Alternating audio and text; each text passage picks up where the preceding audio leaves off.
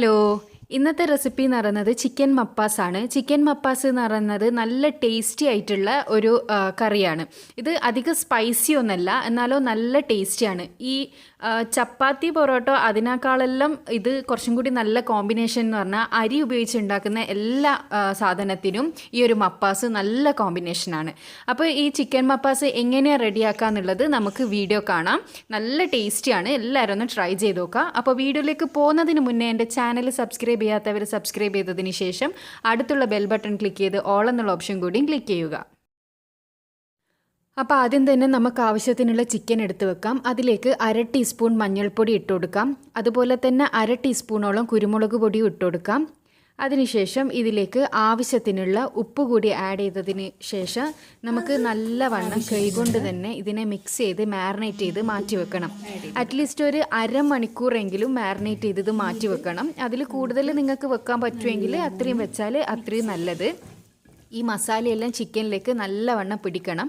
അപ്പോൾ ഒരു സ്പൂൺ ഉപയോഗിച്ചിട്ടൊന്നല്ല, നമ്മുടെ കൈ ഉപയോഗിച്ചിട്ട് തന്നെ നല്ലവണ്ണം ഇതിലേക്ക് മസാല പിടിപ്പിച്ച് ഒരു അരമണിക്കൂറെങ്കിലും വെക്കുക.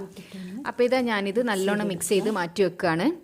ഇനി അടുത്ത സ്റ്റെപ്പ് എന്ന് പറയുന്നത് ഒരു പാനിലേക്ക് 2 ടേബിൾ സ്പൂണോളം ഓയിൽ ഒഴിച്ചു കൊടുക്കാം. ഞാൻ കോക്കനട്ട് ഓയിലാണ് ഇത് തയ്യാറാക്കി എടുക്കുന്നത്. 2 ടേബിൾ സ്പൂൺ കംപ്ലീറ്റ് ഒഴിച്ചു കൊടുക്കാം. പിന്നെ ഇതിലേക്ക് ആവശ്യമുള്ള സാധനങ്ങൾ ഞാൻ 1 തക്കാളി, 2 പച്ചമുളക്, 4 അല്ലി വെളുത്തുള്ളി, മീഡിയം സൈസ് ഇഞ്ചി, കുറച്ച് കറിവേപ്പില, പിന്നെ ഒരു ചെറിയ സവാള, ഇത്രയും പച്ചക്കറികളാണ് എടുത്തത്. ഇനി ഈ ഓയിൽ ചൂടായി വരുന്ന സമയത്ത് നമുക്ക് ഇതിലേക്ക് വെളുത്തുള്ളിയും നമ്മൾ അരിഞ്ഞു വെച്ചിരിക്കുന്ന ഇഞ്ചിയും കൂടി ഇതിലേക്ക് ആഡ് ചെയ്ത് കൊടുക്കുക. ഞാൻ വെളുത്തുള്ളി ഇഞ്ചിയും നീളത്തിലാണ് കട്ട് ചെയ്തത്.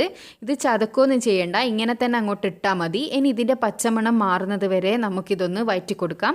ഇതിൻ്റെ പച്ചമണം മാറിക്കഴിഞ്ഞാൽ നമുക്ക് ഇതിലേക്ക് സവാളയൊക്കെ ആഡ് ചെയ്യാം.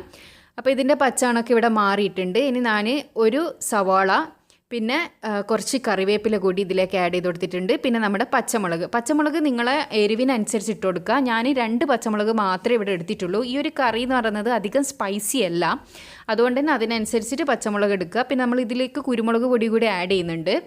അപ്പോൾ ഒരു സവാളയും 2 പച്ചമുളകും കുറച്ച് കറിവേപ്പിലയും ഇഞ്ചിയും വെളുത്തുള്ളി ഇട്ട് നല്ലവണ്ണം ഒന്ന് വഴറ്റിയെടുക്കുക. സവാള നന്നായി സോഫ്റ്റായി വരുന്നത് വരെ നമ്മളിത് വഴറ്റിയെടുക്കണം. ഇതെല്ലാം കൂടി നല്ല സോഫ്റ്റായി വരുന്നവരെ വഴറ്റിയെടുത്തതിന് ശേഷം നമുക്കിതിലേക്ക് മസാലപ്പൊടികൾ ആഡ് ചെയ്യാം. അപ്പോൾ ഇത് നമ്മുടെ സവാളയെല്ലാം നന്നായി വഴന്ന് കിട്ടിയിട്ടുണ്ട്. ഇനി ഇതിലേക്ക് ഞാൻ 1.5 ടേബിൾ സ്പൂണോളം മല്ലിപ്പൊടി ഇട്ട് കൊടുത്തിട്ടുണ്ട്. പിന്നെ ഇതിലേക്ക് മഞ്ഞൾപ്പൊടി ആഡ് ചെയ്ത് കൊടുക്കാം. 1/2 ടീസ്പൂണോളം മഞ്ഞൾപ്പൊടി ആഡ് ചെയ്ത് കൊടുക്കാം. ഇനി ഇത് നല്ലോണം ഒന്ന് മിക്സ് ചെയ്യുക. മല്ലിപ്പൊടിയുടെയും മഞ്ഞൾപ്പൊടിയുടെയും പച്ചമണം മാറുന്നത് വരെ നല്ലോണം ഒന്ന് മിക്സ് ചെയ്തെടുക്കുക. നമ്മുടെ മസാലപ്പൊടികൾ കരിയാനും പാടില്ല, എന്നാലോ അതിൻ്റെ ആ ഒരു പച്ച ടേസ്റ്റും മാറിക്കിട്ടണം. അതുവരെ നല്ലോണം ഒന്ന് മിക്സ് ചെയ്തെടുക്കുക. മല്ലിപ്പൊടിയുടെയും മഞ്ഞൾപ്പൊടിയുടെയും പച്ചമണം ഇവിടെ ഏകദേശം മാറി കിട്ടിയിട്ടുണ്ട്.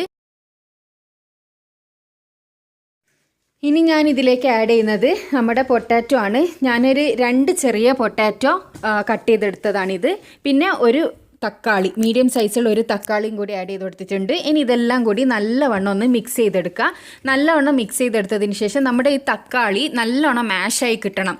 നല്ലോണം മാഷായി കിട്ടുന്നത് വരെ നമുക്കിത് വേവിക്കണം. അപ്പോൾ അതിനായിട്ട് നമുക്ക് ആവശ്യത്തിനുള്ള ഉപ്പ് ഇപ്പോൾ ആഡ് ചെയ്ത് കൊടുക്കാം. ഉപ്പെല്ലാം ഓരോരുത്തരുടെ അളവിനനുസരിച്ചിട്ട് ആഡ് ചെയ്ത് കൊടുക്കുക. ഉപ്പ് കൂടി ആഡ് ചെയ്ത് കൊടുത്തതിന് ശേഷം ഇതൊന്ന് നല്ലവണ്ണം ഒന്ന് മിക്സ് ചെയ്തതിന് ശേഷം നമുക്ക് ഈ തക്കാളീനെ നല്ലോണം ഒന്ന് മാഷ് ചെയ്തെടുക്കണം. തക്കാളി ഇതിൽ കിടന്ന് നല്ലോണം അടിയണം. തക്കാളി പുറത്തേക്ക് കാണാൻ പാടില്ല. ഇതിലുള്ള എല്ലാ വെജിറ്റബിൾസും നമ്മളിട്ട എല്ലാ സാധനങ്ങളും നല്ലോണം അടിഞ്ഞ് കിട്ടണം. അതായത് നമ്മുടെ ഉരുളക്കിഴങ്ങ് ഒഴികെ തക്കാളിയും സവാളയും ഒക്കെ നന്നായി വഴന്ന് കിട്ടണം. അപ്പോൾ അതിന് വേണ്ടിയിട്ട് നമുക്കിതൊന്ന് അടച്ച് വെക്കാം. തക്കാളി ഒന്ന് വെന്ത് കിട്ടാൻ വേണ്ടിയിട്ട് ഒരു 2 മിനിറ്റോളം നമുക്കിതൊന്ന് അടച്ച് വെച്ച് വേവിക്കാം. 2 മിനിറ്റിന് ശേഷം ഞാനിത് തുറന്ന് നോക്കിയിട്ടുണ്ട്. നമ്മുടെ തക്കാളി ഇവിടെ നന്നായി വെന്ത് കിട്ടിയിട്ടുണ്ട്. ഇതൊന്ന് നല്ലോണം മിക്സ് ചെയ്തെടുക്കുക. അപ്പോൾ നമ്മുടെ തക്കാളി നല്ലോണം അതിലേക്ക് മിക്സായി വരും. ഇത് നല്ലോണം ഒന്ന് ഇളക്കി കൊടുക്കുക. ഇപ്പോൾ നമ്മുടെ മസാലേൻ്റെ പച്ചമണമൊക്കെ മാറി നല്ല ടേസ്റ്റി ആയിട്ടുണ്ട്. ഇപ്പം തന്നെ ഇത് കഴിക്കാൻ നല്ല ടേസ്റ്റ് ഉണ്ടാവും. പക്ഷെ നമ്മുടെ പൊട്ടാറ്റോയും കൂടിയും ചിക്കനെല്ലാം ഇട്ട് നല്ലോണം ഒന്ന് വേവിച്ചെടുക്കണം. ഇതിവിടെ റെഡി ആയിട്ടുണ്ട്. ഇനി നമുക്കിതിലേക്ക് 1 ടീസ്പൂണോളം കുരുമുളക് പൊടി ഇട്ട് കൊടുക്കുക. പിന്നെ ഇതിലേക്ക് നമ്മൾ ആഡ് ചെയ്യാൻ പോകുന്നത് പെരിഞ്ജീരകത്തിൻ്റെ പൊടിയാണ്. പെരിഞ്ജീരകപ്പൊടി 1/2 ടീസ്പൂണോളം പെരിഞ്ജീരകത്തിൻ്റെ പൊടി ഞാൻ ഈ ഒരു സമയത്ത് ഇതിലേക്ക് ആഡ് ചെയ്ത് കൊടുക്കുന്നുണ്ട്. അപ്പോൾ കുരുമുളക് പൊടിയും പെരിഞ്ജീരകപ്പൊടിയും ആഡ് ചെയ്ത് കൊടുത്തിട്ടുണ്ട്. അതും കൂടി നല്ലോണം ഒന്ന് മിക്സ് ചെയ്തെടുക്കുക. പെരിഞ്ജീരകത്തിൻ്റെയും കുരുമുളകിൻ്റെയും അങ്ങനെ ഒരു പച്ച ടേസ്റ്റൊന്നും ഉണ്ടാവില്ല. അത് ഇതേപോലെ ഇട്ടാൽ നല്ല ടേസ്റ്റ് തന്നെയായിരിക്കും. അതിൻ്റെ പച്ചമണം മാറ്റിയെടുക്കണമെന്നൊന്നുമില്ല. എന്നാലും നല്ലവണ്ണം മസാലയിലേക്ക് മിക്സ് ചെയ്തെടുക്കാം. ഇനി നമ്മൾ ചെയ്യേണ്ടത് എന്താണെന്ന് വെച്ചാൽ നമ്മൾ നേരത്തെ മാരിനേറ്റ് ചെയ്ത് മാറ്റി വെച്ച ചിക്കൻ ഉണ്ടല്ലോ, ആ ഒരു ചിക്കൻ ഈ ഒരു സമയത്ത് നമുക്ക് ഇതിലേക്ക് ആഡ് ചെയ്ത് കൊടുക്കാം. അപ്പോൾ ചിക്കനിൽ നല്ലോണം മസാലയൊക്കെ പിടിച്ച് വന്നിട്ടുണ്ടാവും.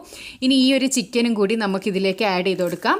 ചിക്കനും കൂടി ആഡ് ചെയ്ത് കൊടുത്തതിന് ശേഷം നല്ലോണം ഒന്ന് മിക്സ് ചെയ്തെടുക്കുക. ഇത് നല്ലോണം മിക്സ് ചെയ്തെടുത്തതിന് ശേഷം ആദ്യം തന്നെ നമ്മൾ വെള്ളവും ഒന്നും ഒഴിക്കാണ്ട് തന്നെ ഈ ചിക്കൻ തന്നെ ഇറങ്ങി വരുന്ന വെള്ളത്തിൽ ചിക്കൻ ഒന്ന് വേവിച്ചെടുക്കണം. അതിനായിട്ട് നമ്മൾ മീഡിയം ടു ലോ ഫ്ലെയിം ആക്കിയതിന് ശേഷം നമുക്കിതൊന്ന് വേവിച്ചെടുക്കണം. ആദ്യം ചിക്കനും നമ്മുടെ സവാള പച്ചക്കറികളെല്ലാം കൂടിയിട്ട് നല്ലോണം ഒന്ന് മിക്സ് ചെയ്ത് പിടിപ്പിക്കണം. അതിന് ശേഷമാണ് നമ്മളിത് അടച്ചു വെക്കേണ്ടത്. അപ്പോൾ ഇതാ ഞാൻ നല്ലോണം മിക്സ് ചെയ്തെടുത്തിട്ടുണ്ട്. ഇനി നമുക്ക് ഇത് അടച്ചു വെക്കാം. അടച്ചു വെച്ചാൽ ഇപ്പോൾ വെള്ളമൊന്നും ഒഴിക്കേണ്ട ആവശ്യമില്ല. അടച്ചു വെച്ചതിന് ശേഷം മീഡിയം ടു ലോ ഫ്ലെയിമിലിട്ടിട്ട് ഒരു 5 മിനിറ്റ് ഒന്ന് വേവിച്ചെടുക്കാം. 5 മിനിറ്റിന് ശേഷം നമുക്കിതൊന്ന് തുറന്ന് നോക്കാം. അപ്പോൾ ഒരു 5 മിനിറ്റ് ആയിട്ടുണ്ട് ഇവിടെ. നമുക്കിതൊന്ന് തുറന്ന് നോക്കാം. ഇതിപ്പോൾ ചിക്കനിന് കുറച്ച് മാത്രമേ ഇതിലേക്ക് വെള്ളം ഇറങ്ങി വന്നിട്ടുള്ളൂ. ഇനി നമുക്ക് ബാക്കി നമ്മൾ തേങ്ങാപ്പാൽ ഒഴിച്ചിട്ടാണ് ഇനി ഇത് വേവിച്ചെടുക്കാൻ പോകുന്നത്. ഇതിലേക്ക് ഞാൻ നല്ല തേങ്ങ ഒരു മുറി തേങ്ങയുള്ളുണ്ട്. ഒരു മുറി തേങ്ങയുണ്ട്. 2 പാലാണ് ഇതിലേക്ക് ഒഴിച്ചു കൊടുത്തത്.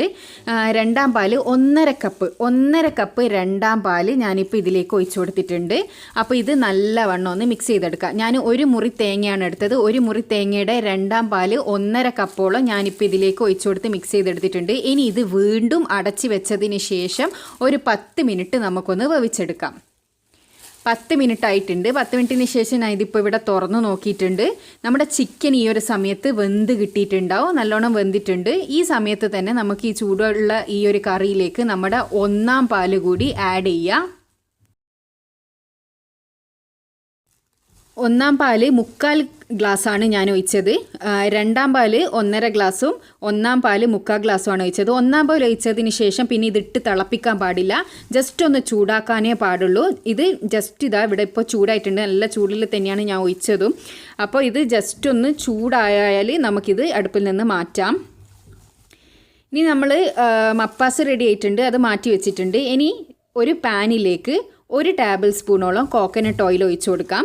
കോക്കനട്ട് ഓയിൽ ഒഴിച്ചതിന് ശേഷം നമുക്ക് ഇതിലേക്ക് കടുകിട്ട് പൊട്ടിക്കാം. പിന്നെ വേണ്ടത് വറ്റൽമുളകാണ്. വറ്റൽമുളക് ഞാനൊരു 4 വറ്റൽമുളകോളം എടുത്തിട്ടുണ്ട്. അതുകൂടി നമുക്ക് ഇതിലേക്ക് ഇട്ട് ഒന്ന് വറുത്തെടുക്കാം.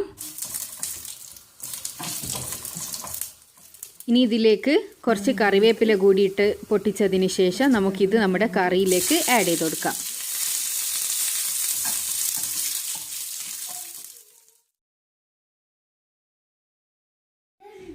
നല്ലോണം ഒന്ന് മിക്സ് ചെയ്യുക. അപ്പോൾ നമ്മുടെ മപ്പാസ് റെഡി ആയിട്ടുണ്ട്. ഇനി നമുക്കിതൊരു പ്ലേറ്റിലേക്ക് സെർവ് ചെയ്തെടുക്കാം.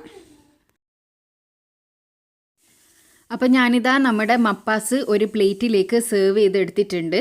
പിന്നെ ഇത് പ്രത്യേകം പറയുകയാണ്, ഇത് സ്പൈസി ആയിട്ടുള്ള ഒരു കറിയല്ല. അതുകൊണ്ട് തന്നെ കുട്ടികൾക്കെല്ലാം നല്ലോണം ഇഷ്ടമാവും. നിങ്ങളിത് തയ്യാറാക്കി എടുക്കുന്ന സമയത്ത് പച്ചമുളകും കുരുമുളകും ഇടുന്നതിനും ശ്രദ്ധിക്കണം. ഇതിൻ്റെ ഒരു ടേസ്റ്റ് എന്ന് പറയുന്നത് സ്പൈസി അല്ല. അതുകൊണ്ട് തന്നെ ഇത് എന്ന് പറയുന്നത് ബെസ്റ്റ് കോമ്പിനേഷൻ എന്ന് പറയുന്നത് റൈസ് കൊണ്ടുണ്ടാക്കുന്ന സാധനങ്ങൾക്കാണ് ഇത് നല്ല കോമ്പിനേഷൻ. ചപ്പാത്തിക്കും പൊറോട്ടയ്ക്കും കഴിക്കുന്നതിലും കൂടുതൽ ടേസ്റ്റ് ഉണ്ടാകുക ഇത് പത്തിരി, ഒറോട്ടി, പുട്ട് ഇതിനൊക്കെ നല്ല ടേസ്റ്റ് ആയിരിക്കും ഈ ഒരു മപ്പാസ്. ചപ്പാത്തിക്കും പൊറോട്ടക്കും ടേസ്റ്റ് ഉണ്ടാവില്ല എന്നല്ല, എങ്കിലും ഇതിൻ്റെ ബെസ്റ്റ് കോമ്പിനേഷൻ എന്ന് പറയുന്നത് അതാണ്.